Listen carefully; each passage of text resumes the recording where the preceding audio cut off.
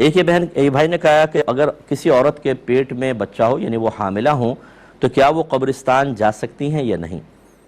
تو یہ آپ نے بڑا عجیب کویسچن کیا۔ پہلی بات تو یہ کہ عورت قبرستان جا سکتی ہے کہ نہیں،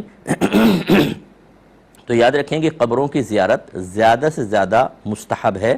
اور وہ بھی اس صورت میں کہ جب آپ جا کر وہاں عبرت حاصل کریں، نصیحت حاصل کریں، صرف ایصال ثواب ہی مقصود ہو اور کچھ بھی نہ ہو، تو پھر اس کے استحباب کا حکم ہوتا ہے، اور مستحب کام کے لیے عورت کو اپنے گھر سے باہر نکلنے کی اجازت نہیں ہوتی، وہ اب گھر سے ہی فاتحہ وغیرہ پڑھ دیں بس ٹھیک ہے۔ ایک بات تو یہ ہے۔ پھر بھی اگر کوئی عورت جیسے قبرستان کے پاس سے گزر رہی ہیں، وہ چلی گئی ہیں قبروں پر، تو اس کی گنجائش نکلتی ہے۔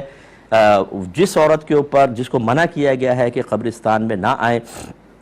وہ اس صورت میں ہے کہ عورتیں بے پردہ گھر سے باہر نکلیں، راستہ پر امن نہ ہو، یا قبرستان میں مردوں عورتوں کا اختلاط ہو، یا پھر قبور پہ جا کے عورتیں جزع اور فضع کریں گی، روئیں گی، پیٹیں گی، بے ادبی کریں گی، یا وہاں پر ان کی عزت وغیرہ کے معاملات جیسے بہت بڑے بڑے قبرستان ہوتے ہیں سنسان ہوتے ہیں، اس صورت میں تو اجتناب کا وجوبی حکم دیا جائے گا کہ بالکل نہ جائیں۔ لیکن اگر ایسا نہیں ہے تو تھوڑی بہت گنجائش نکل سکتی ہے۔ اور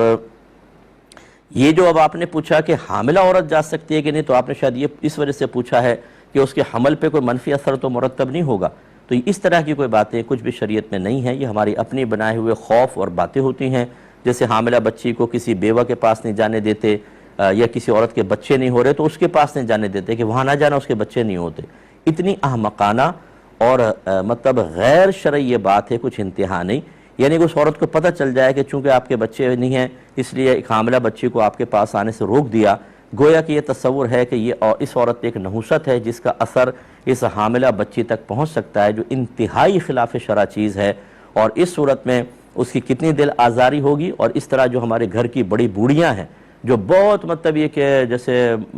پتہ نہیں کیا ان کو غیوبات پتہ چل گئے ہیں، یا بہت بڑی یہ مطلب یہ کہ کانٹیکٹ ملانے والی ہیں کہ یہ کیوں ہو گیا، یہ ان کو حکمتیں پتہ ہے، وہ اس گناہ کبیرہ کے اندر ملوث ہوتی ہیں۔ اس طرح کی دقیانوسی باتوں کا بالکل خیال نہ کیا جائے، بلکہ ان پہ عمل کریں گے تو نقصان ہوگا۔